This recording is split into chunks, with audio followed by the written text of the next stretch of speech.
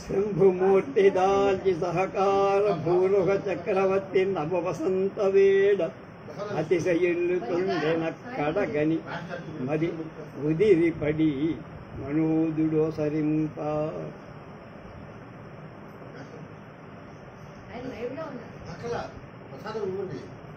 మామిడి పెట్టలేదంట.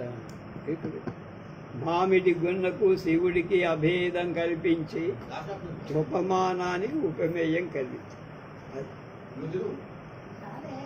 ఆ తర్వాత నడపు తెలంగు మాట జతనంపు అపంగ విలాసమ ముసుంగిడిగిన బెడంగు ముద్దు మొగమింతుక వంచిన సిగ్గు పార్వతి తడబరుపంగ నొప్పెసగే దర్పక వైరికి నసపాటుగా అడరుచు చిత్రరేఖయను అచ్చర నెచ్చలు నిచ్చనచ్చగన్. ఇంతలోకే చిత్రలేఖ అనే పేరు గల అప్సరస తన నడక తీరును, మాటల పొందికలు, కడగంటి చూపుల సొగసు పై ముసుగు వేసి కొన్న అందాన్ని, ముద్దారు మొగాన్ని ఇంచుక వంచుకొని సిగ్గుతో పార్వతి తడబడినట్లుగా ఆమెను అనుకరించి మన్మథ వైరి అయిన శివుడే పార్వతి అనియే తలచి ఆశపడినట్లు చెలరేగుతూ చెలిగత్త మనసార మెచ్చునకు మిక్కిలి ఒప్పారంటే బాగా పొగడతారు. అద్దేవుండున్ పైబడ గద్దింపుగ శైల కన్యకను గీతంగా పెద్దవడి నటించుతున్న ముద్దియ చిరునగవు తోడ మృక్కుతూ నిలిచెన్.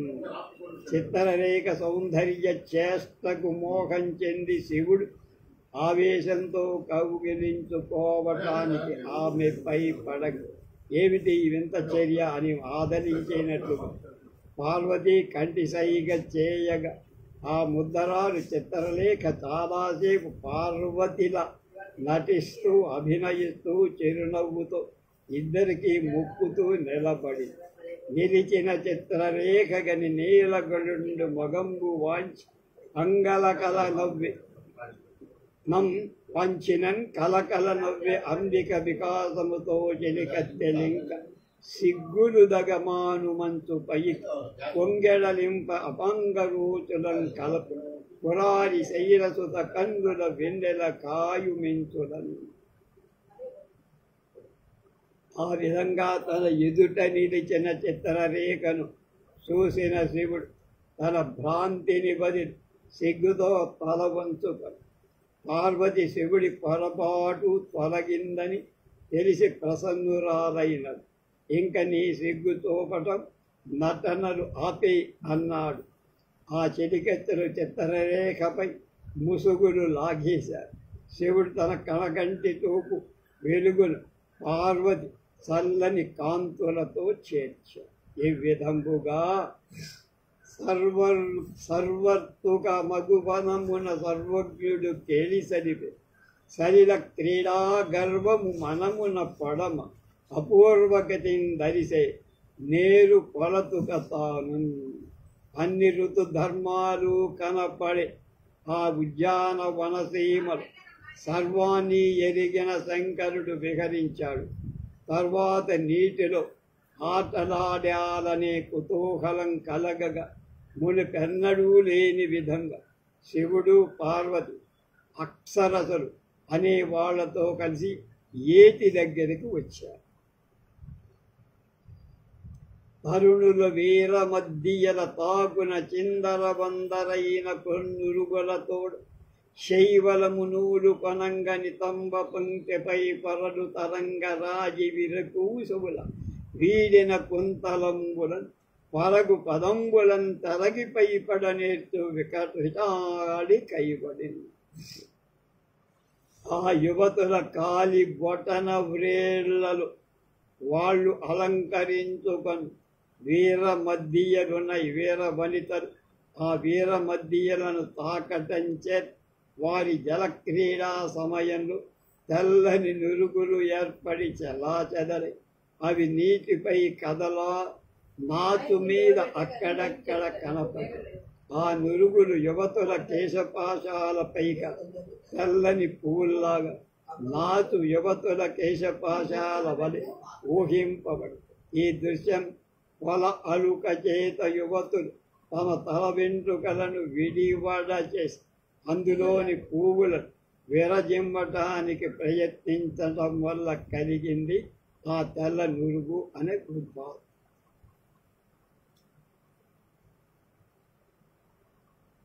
తల్లిరుల జూకెను దొనద దాకెను తొండపు బిండు ప్రాకెన్ పులినములెక్కెను కనక కలసెంబుడు త్రొక్కును మెరుంగుల గని చిక్కెనో ఎన తగున్ తలపంగ తరంగమాలిక మెలతల అంగసంగతుల మీదికి నసచేయుతను.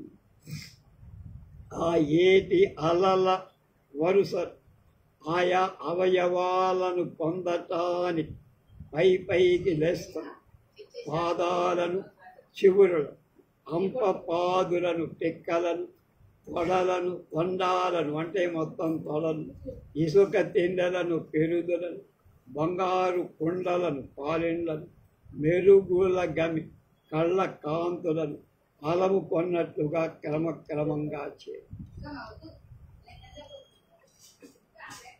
అరుణారవిందంబులు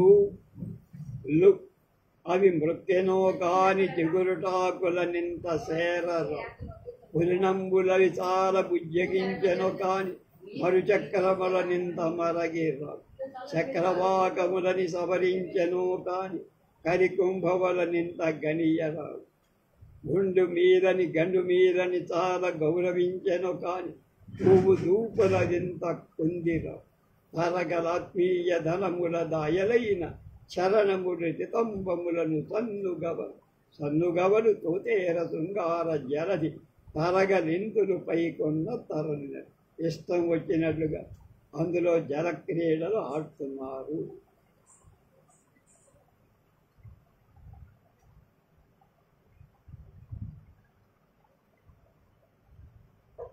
అలతి తరంగడున్ తరుడు అంబురుహంబు మగంబు షట్పదంబులు అలకంబులను సుడియు పొక్కిలి నెక్కుడు చెక్కగా సేయగా నెలతుక సంగటి కమలి నింగిన జుట్టెలు మిన్ను నీరుపై గొలిచి భవాని చేర్చె కనుగుబ్బల తోడుగా తోడు దక్కవలు.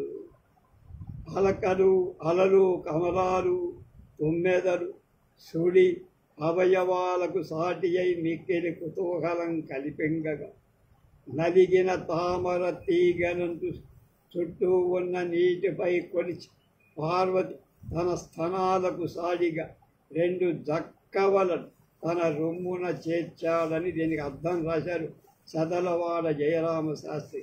చిన్న అలలు కడుపు మీద ముడతలల పద్మాలు ముఖంలా తుమ్మెదలు ముంగురుల నీటి సుడి నాభిలా ఉండి కుతూహలం పుట్టించగా పార్వతి చెలి సమీపానికి తామర తీగలను చూసి నీటిపై కొలిచి తన చనుకొండలపై చక్కవల జంట చర్చిందని డాక్టర్ జొన్నలగడ్డ మృత్యుంజయరావు గారు భావం చెప్పారు.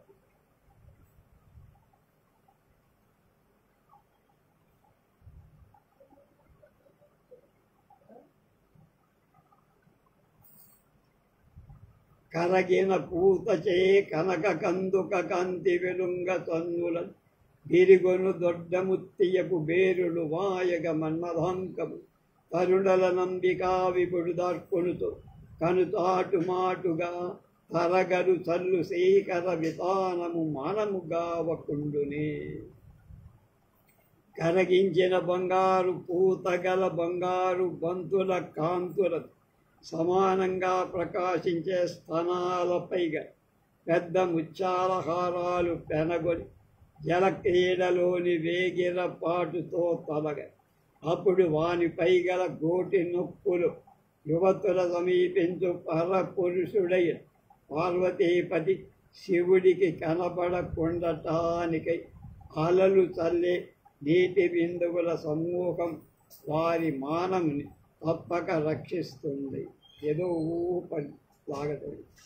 తరళ తరంగమాలికల తాకున కుగ్గి గనంగ కామినీ కరముడు తాకి శేఖర నికాయము తత్భుజకుంభరాజిపై పరగిన దూచ భావభగు పట్టపు గట్టు నిడు ప్రవాళ భాసుర ముఖ పూర్ణ కుంభ శుభసూచక నిర్మల మౌక్తికాక్షతలు. జలక్రీడా సమయంలో చలించే అలల లలనలు మేరుడును గట్టిగా తాకుతున్న స్త్రీలు. వాటిని అడ్డగించటానికి వాడు తమ చేతులను అడ్డు పెట్టుకో.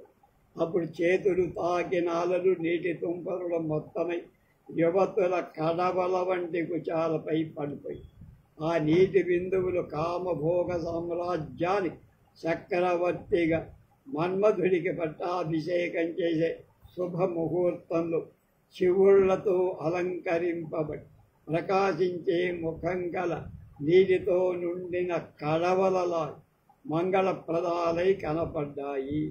తెల్లని ముత్యాలని అక్షతల్లాగా అనిపించి కర సరసి రుహంబునొక సరసి రుహంబమర వదన సరసీ రుహమున్ పరిమళ వశమున మోపుతూ ధరణీధర తనయ తొంతి తామర జూపెన్. పార్వతి జలక్రీడా సమయంలో ఒక పద్మాన్ని కోసి ముఖం దగ్గర పెట్టుకొని దాని వాసన అప్పుడు 3 పద్మాలు వరుసగా ఒకదానిపై ఒకటి ఉన్నట్లుగా దొంతి తామర పువ్వు పార్వతిలా కనపడి చెయ్యి పద్మం ముఖం పద్మం అలాగే చేతిలో ఉన్న పద్మం 3 పద్మాలుగా చందవరేకు పాలమున చేర్చే ప్రఫుల్ల పయోరకంబు అందముగా పిసావళి భుజాంతరమునన్ గదించి ఉత్పలామందమరీచి మే చకచమత్కృతి చారుగళోపచారయ సుందరియోత్తు వచ్చి హరుతూపునకుని హరుడయ్యనయ్యడన్. ఒక సుందరి తన నొదట ఎర్ర కరువ రేకును తెల్ల తామర కాడును రొమ్మున మెడ చుట్టూ కల నరువ కవులను ధరించి శివుడి చూపులకు శివుడుగా కనపడ్డా. ఇది కూడా భ్రాంతిమత్తరం. మరియు కొందరు తెరువలను కరకంటు అయ్యబడి విలంబించునడముడాడు. ముఖ విలాసంబు విలాసం ముఖ వికాసంబు విలాసంబు విలాసం నసంగి నసగిన ఆశ పాడుచే.